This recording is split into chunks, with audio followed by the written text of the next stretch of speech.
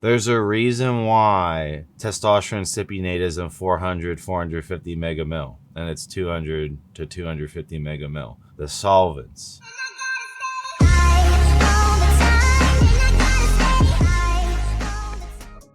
What is up, everyone? It's Russo. I hope everyone is doing well. Today's ASMR sip is 1907. Check out 1907water.com. Coupon code Russo in the ASMR spritz. Check out Intelligent Elephant Carbon, as well as Young LA coupon code Russo. All discounts are in the description and pinned comment below. Today's rant is don't take these types of underground steroids. So the underground is full of steroid companies, UGLs, underground labs. I'm not telling you which one's good, which one's not. Normally they shut down, they start up a new name and the quality's all over the place. But there are certain products that kind of annoy me and piss me off, considering I have the knowledge of brewing steroids. And these products come down to the extremely high amount blends that they have. For example, like, I've gotten questions on my Instagram at Russo Lift, so you can follow me there, about, how's like the FDA compounding pharmacy testosterone 250 megamil when I can get 450 megamil testosterone and inject that, and that's a better deal. The amount of solvents used to suspend that amount of gear is so toxic that you should not risk all the systemic inflammation from injecting out of those, and just spend a little bit more money and get the correctly made recipes. So anytime you see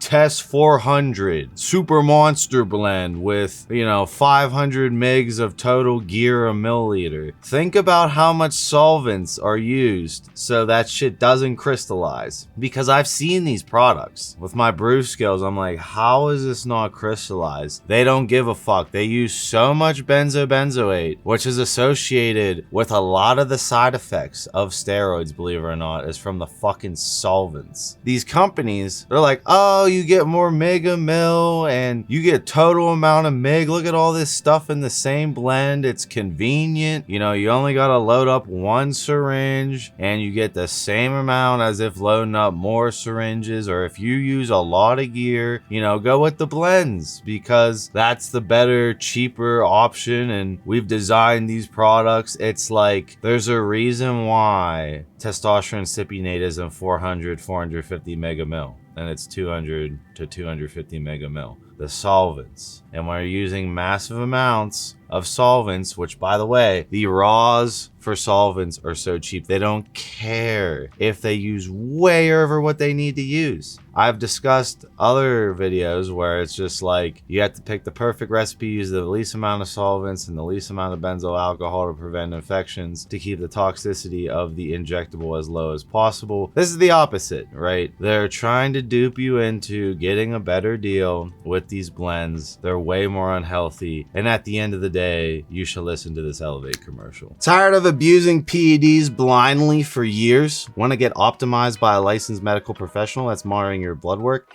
and biomarkers monthly? Want to be able to call in whenever you want to speak to a licensed medical professional that is well versed on hormones? Check out my TRT company in the description below. Elevate Alternative is the OG in the game, over 20 years of experience, and it's more than just TRT plus, all FDA compounding pharmacy items available, and overall there is no money taken unless you sign up. You get a free initial consultation, and I have redone the website. The website is officially online intake form, completely streamlined, making it the easiest way to get started.